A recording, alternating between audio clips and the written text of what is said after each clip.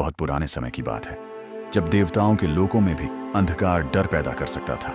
उसी अंधकार से जन्मा था अंधक।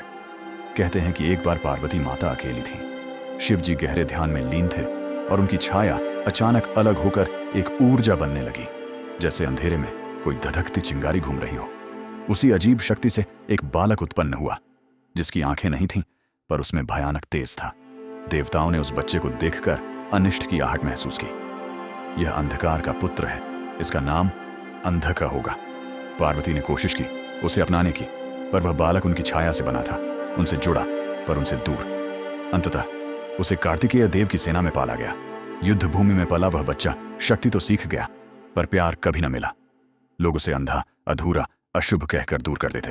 अंधक ने मन ही मन कहा, जिस भी लोक में जाऊं मैं अपवांछित क्यों हूं। धीरे धीरे उसके भीतर की खाली जगह क्रोध बन गई, और क्रोध अहंकार। एक दिन उसने सुना कि पार्वती अत्यंत सुंदर, तेजस्वी और जगत की देवी है।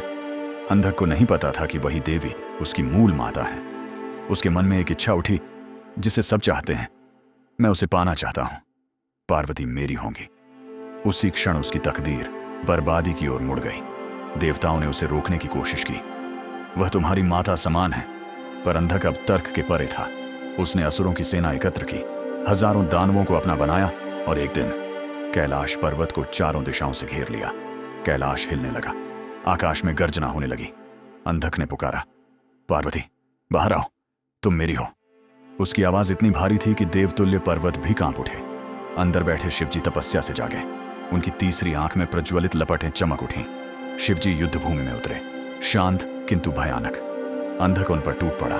शिवजी का हर वार उसके शरीर को छेद देता, पर नीचे गिरती हर रक्त की बूंद से एक नया अंधक पैदा हो जाता। कुछ ही देर में पूरा मैदान हजारों अंधकों से भर गया। हर एक मूल अंधक जितना ही प्रचंड, ताकतवर और अंधकार में ढका हुआ। शिवजी पहली बार शांत होकर बोले, यह जन्म दोष नहीं, यह पीड़ा का परिणाम है। तभी शिवजी ने देवी काली को बुलाया। काली प्रकट हुई, असंख्य भुजाओं वाली, उन आंखों में ज्वाला और होंठों पर एक गर्जना। उन्होंने कहा, एक भी रक्त बूंद भूमि पर नहीं गिरेगी।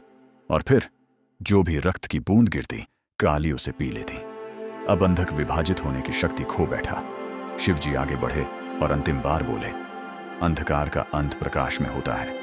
और एक ही प्रहार में उनके त्रिशूल ने अंधक को धराशायी कर